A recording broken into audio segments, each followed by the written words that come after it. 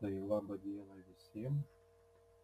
Šiandien turim 64 užsiėmimą. Pereitą kartą pradėjome kalbėti apie absoliutizmo krizę. Šį kartą pratęsime. Pirmiausiai apie karaliaus valdžios ir visuomenės konfliktą. Taigi iškilusi buržuazija siekia verslo laisvės ir galimybės dalyvauti valstybės valdyme.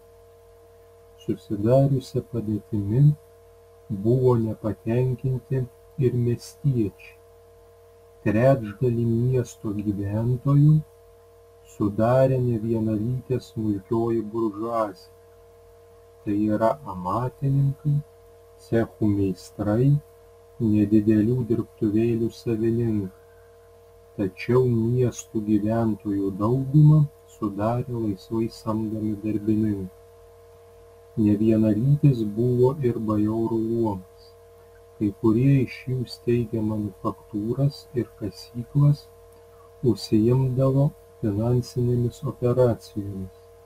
Šie bajorai drauge su trečiuoju luomu siekė permainų visuomenėje, tačiau jų buvo mažai, nes kilmingieji bajorai pramoninę ir prekybinę veiklą tebelaikė negarbinga. Dauguma bajorų priešinosi pažangioms permainoms ir siekė išsaugoti savo privilegijas. Katalikų bažnyčiai ir vienuolynams priklausė daugiau kaip 10% Prancūzijos žemių, kurias ji išnuomodavo už pinigų mokestį. Dvasininkijos rankose susikaupė didžiuliai turtai, tačiau mokesčių ji nemokėjo. Tokia padėtis nereiškia, kad visi dvasininkai gyveno labai gerai. Pagrindinė pajamų dalis atitekdavo aukštiesiems bajorų kilmės dvasininkams, tai yra vyskupams, prelatams, abatams. Tuo tarpu parapijų kunigai, tai yra miestiečių ir valstiečių sūnūs, gaudavo kuklias, netgi menkas pajamas. Dalis bajorijos ir dvasininkijos revoliucijos išvakarėse palaikė trečiąjį luomą. Trumpai apie ūkio ir finansų krizę. 18 amžiaus viduryje Prancūzija pateko į sunkią finansų krizę. Liudviko XVI valdymo pradžioje generalinis finansų kontrolierius Turgot parengė plačią reformų programą, kuri turėjo pagerinti ūkio būklę ir sustiprinti finansinę valstybės padėtį. Turgot tarp provincijų įvedė laisvą prekybą grūdais, panaikino viduramžiškas cechų privilegijas, sumažino valstybėje gerai apmokamų pareigybių skaičių, palengvino valstiečių prievoles. Turgot pradėtos reformos sukėlė dvasininkijos ir bajorijos pasipriešinimą. Išsigandusi reformos pasekmių, valdančioji viršūnė privertė karalių pašalinti Turgot iš užimamų pareigų.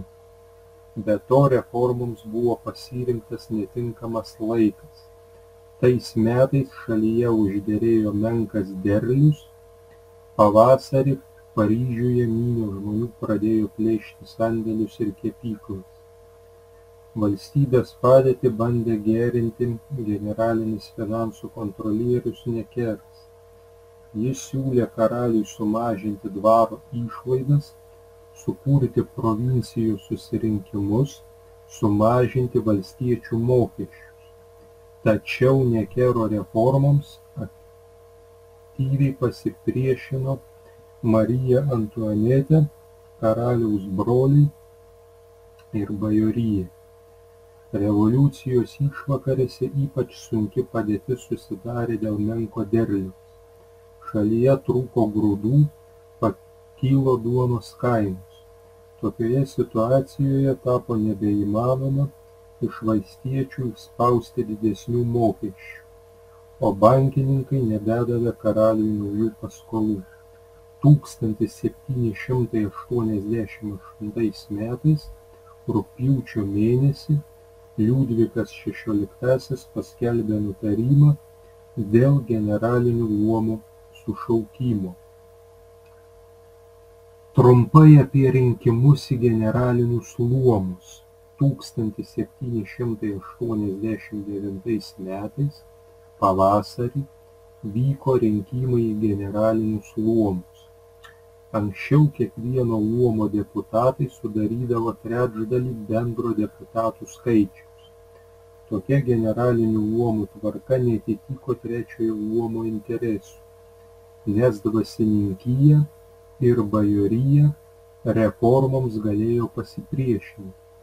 Rinkimų išvakarėse buvo patenkintas trečiojo luomo reikalavimas duoti jam tiek deputatų vietų, kiek jų turėjo privilegijuotieji luomai.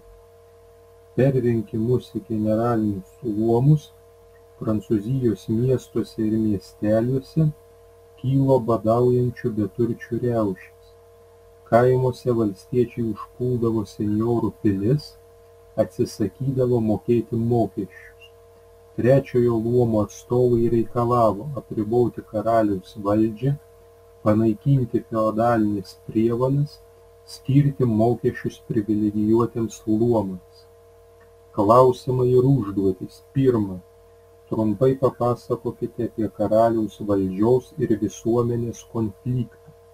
Plačiau papasakokite, kas ir kodėl buvo nepatenkinti esama santvarka Prancūzijoje. Pasakokite ir atsakykite remdamiesi pateiktą medžiagą ir žiniomis. 2. Trumpai papasakokite apie ūkio ir finansų krizę. Kokios priežastys ją lėmė? Kokį nutarimą paskelbė Liudvikas XVI?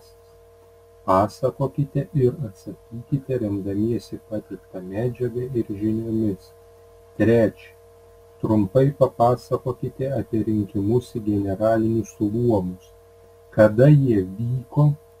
Ko siekė trečiasis luomas? Pasakokite ir atsakykite remdamiesi pateiktą medžiagą ir žiniomis.